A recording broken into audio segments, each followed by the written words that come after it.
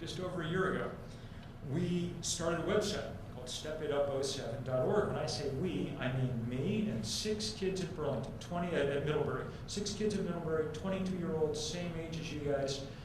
We just opened a website. We didn't have any money. We didn't have any mailing lists or organization in it. We just started emailing everybody we knew and asking them to email their friends and say, on April 14th, which was, 12 weeks hence or so, have a demonstration in your community to make this same demand for 80% cuts by 2050. We had low expectations. We didn't deserve to have any high expectations. We secretly hoped we might organize 100 demonstrations, because that would have been about 100 more than there had been. But it seemed grandiose, so we didn't tell anyone. Instead, the thing just took off like a virus.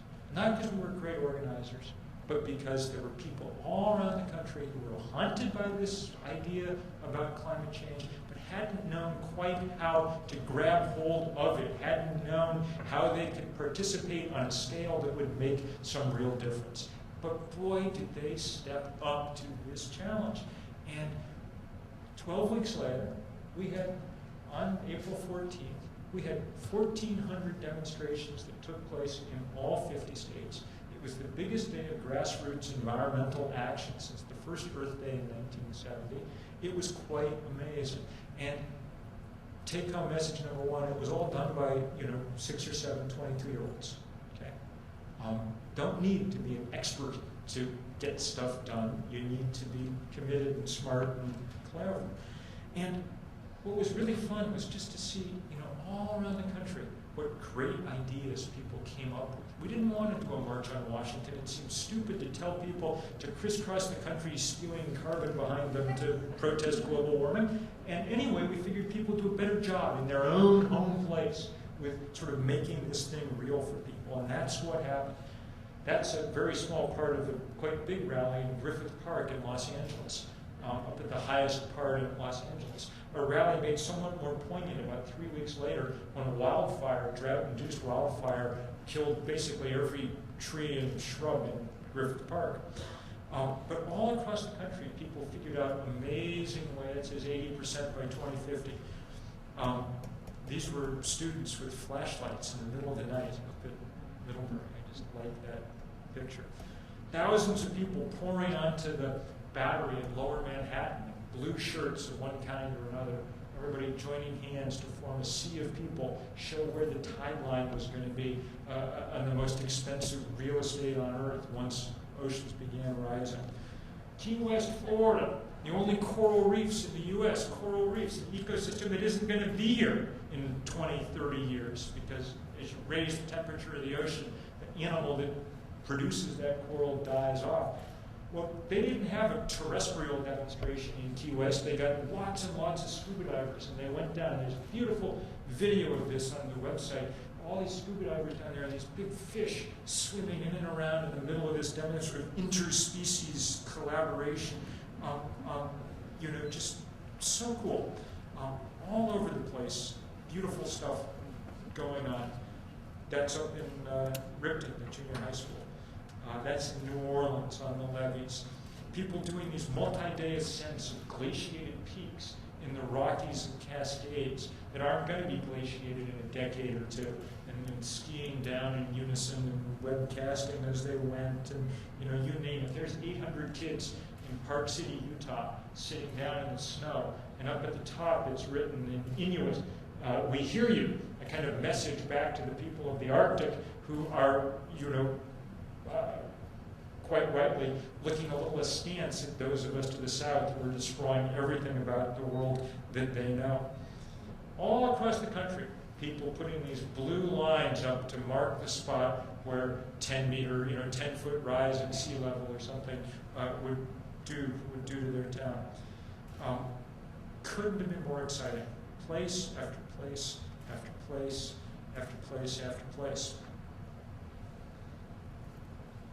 We've got to keep doing this on a much larger scale, all around the country, all around the world, if we're going to have any hope of changing politics enough to make a difference. And above all, it's politics that we have to change. Now, wonderful things that are going on at a place like Champlain College are really important.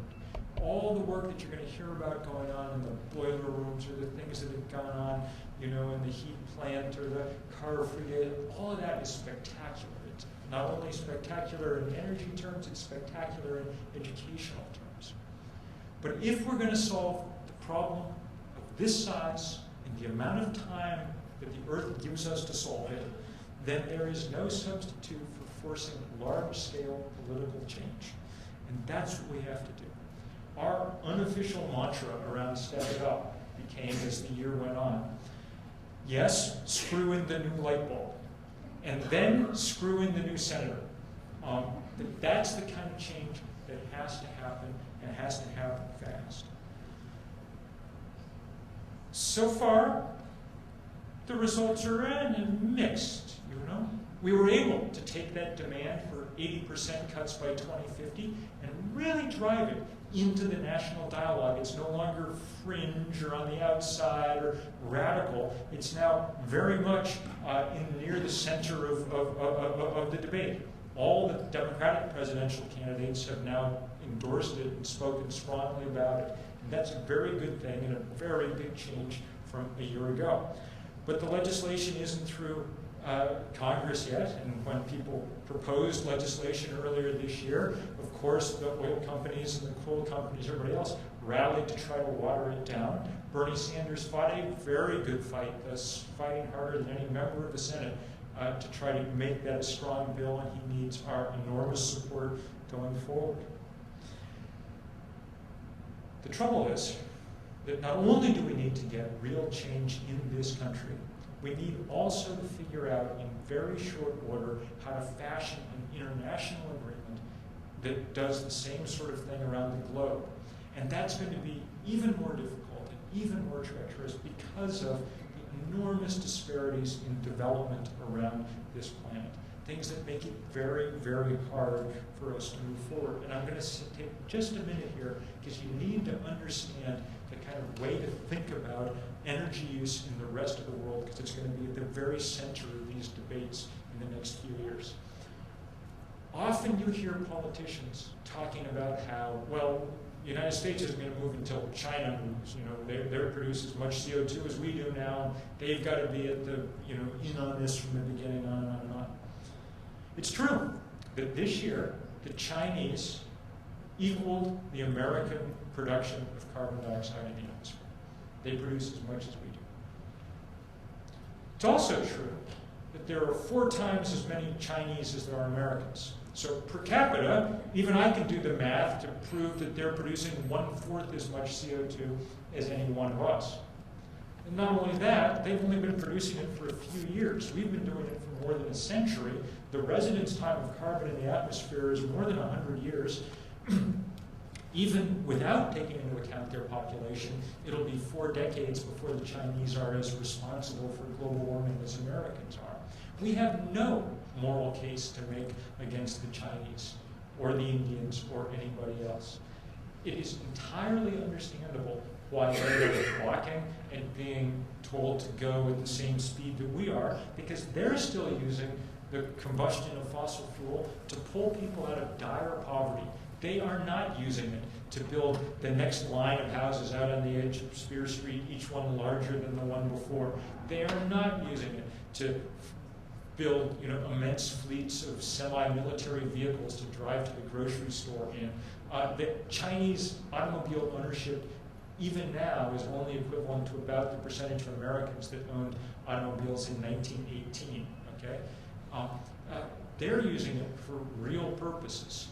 Necessary purposes. And if they're going to cut back, which they must if we're going to save the planet, on the production of CO2, they're only going to be able to do it if we are able to take some small part of the wealth that we have stored up in a century of burning fossil fuel and figure out how to transfer that wealth in the form of technology to the Chinese and the Indians and everyone else to allow them to develop, to allow them not to be impoverished, and also not to burn all the coal that they have in their countries. Because that's what they're going to do otherwise, and we don't have the slightest moral case to make against them.